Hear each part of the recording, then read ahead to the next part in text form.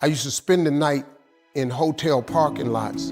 What was I gonna do? I ain't had nowhere to stay, so I lived in the car. I had $35. And I said, come on, God, man, I've been trying to make this dream come true. You done left me out here like this. And I was crying so hard that he just said, I didn't like hear a voice or nothing, but he spoke to me, and however he said, if you get up, I'm gonna take you places you ain't never been. Now I was finna quit. So I said, skip it. I'm gonna quit anyway. So I got in my car, I went to a payphone, and I was gonna call my dad. You remember back in the day where you could punch in a code and call your answering machine and get your messages? So I called, and I punched in the code, and it said, doop. He said, hey Steve, this is Chuck Sutton with Showtime at the Apollo. We saw a tape of you. You're very funny. If you could get here Sunday night, we'd love to put you on television. Call me back, let me know if you can make it. So I hung the phone up, I'm crushed. Cause my whole dream of being on TV, and I couldn't get to New York. I got $35. How I'm gonna get to New York? I can't make it. So I'm standing there at the phone booth and tears just coming down my face. I said, God, so that must be a sign for me to go home. Cause this it, I ain't even got the money to go to the Apollo. My whole thing, I wanted to be on TV, I couldn't even make the dream come true. This is the most messed up moment. And so I said, man, let me call this dude back and see if he said this Sunday. Cause maybe he said next Sunday and I could hustle up a little bit of money or something. I don't know what I'm gonna do, but let me just call him back. So I called him back. Steve, this is Chuck Sutton, Showtime at the Apollo. We saw a tape of yours, you're very, very funny. Look, we have an opening Sunday night at Showtime at the Apollo. If you can make it, we'd love to put you on TV. I said, it's this Sunday. Before I hit the button, I heard, doop, you have another message. That wasn't there before.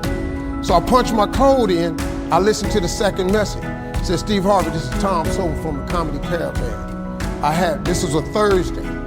He said, I have a gig in Jacksonville, Florida on Friday night that pays $150. If you can get there Friday night, you'll make $150. So I called him back and I said, hey Tom, did you get a gig away? He said, no, it's still available. He said, can you get there? I said, I'm in Pensacola, Florida.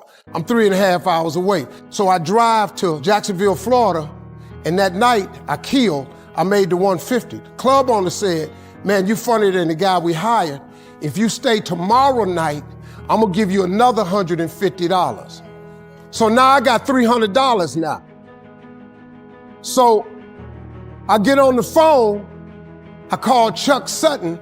I say, hey man, is the gig still available at Showtime at the Apollo? He said, yeah, we got one opening left. I said, I'll be there. So I called Eastern Airlines, who used to be open back then. They had a special for $99 going from Jacksonville, Florida to New York round trip. So I parked my car at the airport. I got it.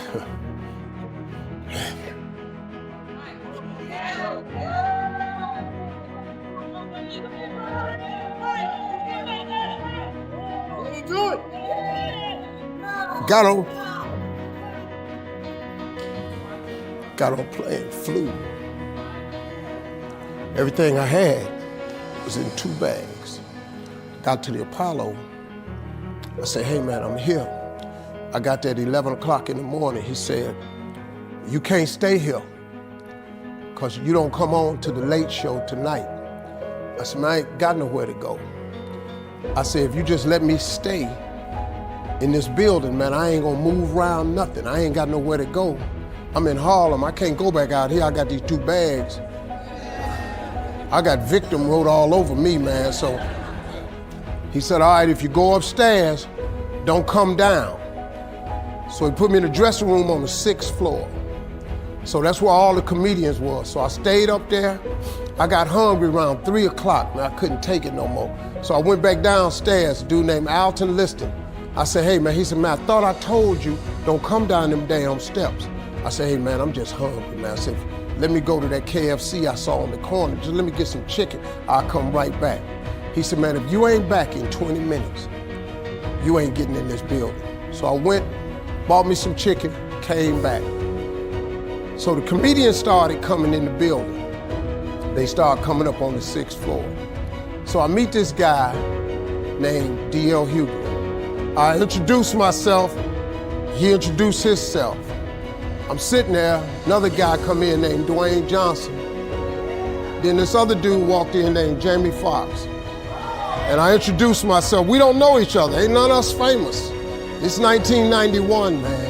They gave everybody the lineup. I was on the last show of the night. I don't go on to 11 at night. I done had this 4 pieces of chicken. I'm starving, man. That chicken done wore off. I'm nervous, man. I'm about to throw up. D.L. Hughley went downstairs. D.L. Hughley got booed off. Dwayne Johnson got booed off. Jamie Foxx went down there and got booed. They booed Jamie, then Jamie started singing. And then they started clapping. And Jamie had their ass, then he went back to them jokes, and they got his ass. So I'm walking down the steps and I see Jamie sitting on the steps. I said, hey man, hang in there. He said, man, that ain't never happened to me before, man. This is crazy. This Jamie Foxx, man, one of the most talented people in all of comedy. And now, you don't even know how nervous I am, man. I can't even, my breathing is shot because these dudes been booed. So I walk out, I had wrote this joke. Mike Tyson had got in a fight in Harlem with this heavyweight named Mitch Green. Mike Tyson had hit the dude in the eye in the store. Now he was on the news, his eye was swollen. So the joke I wrote was, they was interviewing Mitch Green and he was telling everybody what happened, but his eye took over the interview. And I wrote this joke that his eye started talking and was just, I tell you what happened. The heavyweight champ's fist is coming towards my face. I just said, Lord, Lord, Lord. And I wrote this whole joke about this dude's eyeball talking. And when the punch came, and all this here, the Apollo, man, they went crazy. They lost their mind. I got a standing ovation, man. I walked off stage, man, just started crying. I couldn't believe it. They paid me. I made $750 for being on TV for one night. I'd never made $750 telling jokes in one night. And so that was my first television appearance. A couple weeks later, Sinbad was the host of the show. He got this job on a different world. And so he quit. And so Mark Curry became the host. And then Mark Curry got hanging with Mr. Cooper and he quit.